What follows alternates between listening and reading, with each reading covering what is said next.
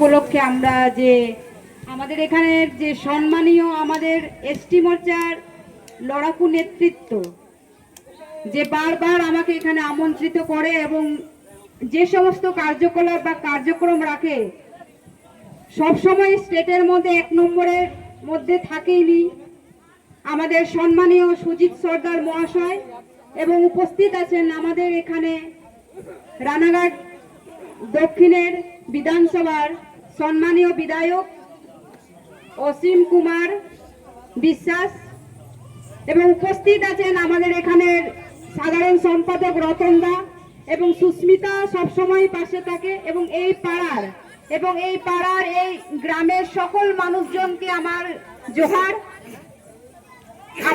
আপনাদের সাথে আমার একটা আলাদা সম্পর্ক, একটা মায়া জড়িয়ে আছে।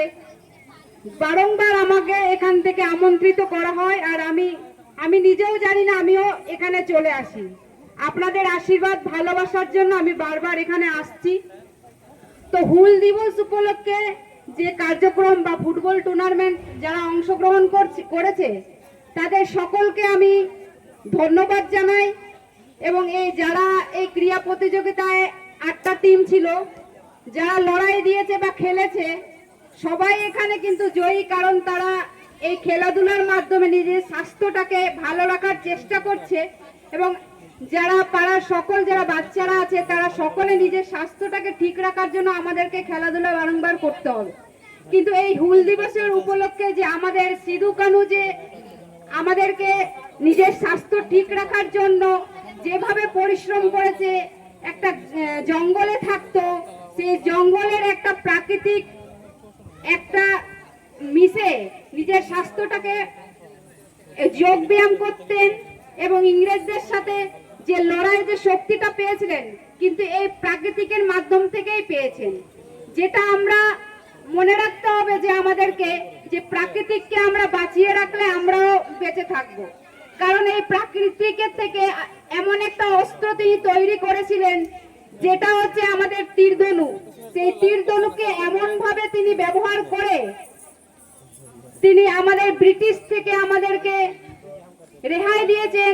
যে শোষণ রাজনৈতিক চলতো সেখান থেকে আমাদেরকে সেই ঐতিহাসিক দিনগুলো আমাদেরকে ভুললে হবে না। আর সবাই বলে যে আমাদের আদিবাসী সমাজ পিছিয়ে পড়া মানুষ, আমি তা মনে করি না।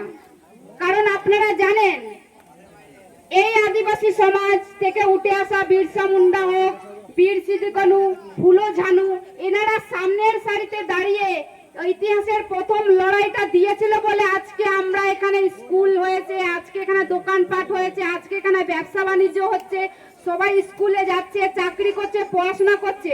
সেই স্বাধীনতার লড়াইটা যদি বিরসা মুন্ডা, সিধু কানু যদি না দিতেন আজকে কিন্তু সেই জায়গাটাই আমরা দাঁড়াতে পারতাম না। তাই আমরা সবার সামনে দাঁড়িয়ে সবার সামনের সারিতে লড়াইটা দিয়ে আজকে এই জায়গাটা পেয়েছি। তাই নিজেকে আমরা কখনো পিছিয়ে মনে করব না। যখন দেশ স্বাধীন হয়, দেশ স্বাধীন হওয়ার পর ঠিক 75 বছর যে একটা অরাজনৈতিক ভাবে যে ষড়যন্ত্র বা রাজনৈতিক দল ছিল, যে সরকার ছিল, সেই সরকার কিন্তু আমাদের কথা ভাবেনি। আমরা 75 বছর ধরে পিছিয়ে ছিলাম। তা 47 সালে যখন আমাদের স্বাধীন হয় তখন আমরা সবার সামনের সারিতে আমরা ছিলাম, তখন আমরা এগিয়েছিলাম। কিন্তু 75 বছর ধরে আমাদেরকে পিছিয়ে দেওয়া হয়েছে। তাই আজ বর্তমান ভারত সরকার যেভাবে আমাদের আদিবাসী সমাজকে এগিয়ে নিয়ে যাচ্ছে, আমাদের রাষ্ট্রপতি হিসেবে আমাদের জনজাতির থেকে যে একটা মাকে দাঁড় করিয়েছেন, যেটা প্রধানমন্ত্রীর যে সর্বশ্রেষ্ঠ স্থান, সেই জায়গাটা, সেই সম্মানটা কিন্তু আজ বর্তমান ভারত সরকার আমাদেরকে দিচ্ছে।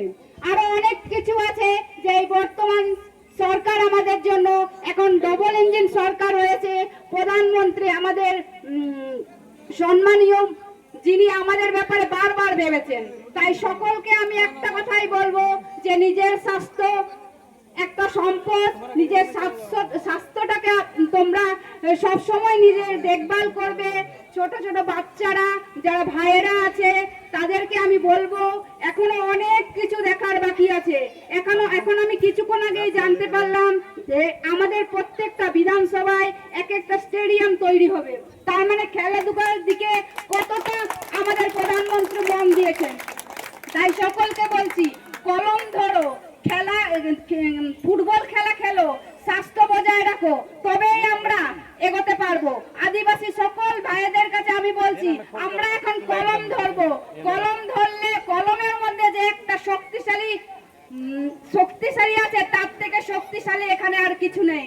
তাই প্রধানমন্ত্রী যখন আমাদেরকে শিক্ষার আলোর দিকে এগিয়ে নিয়ে যাচ্ছে, একলব্য স্কুল তৈরি করছে, তাই বিভিন্ন রকম প্রকল্প আসছে।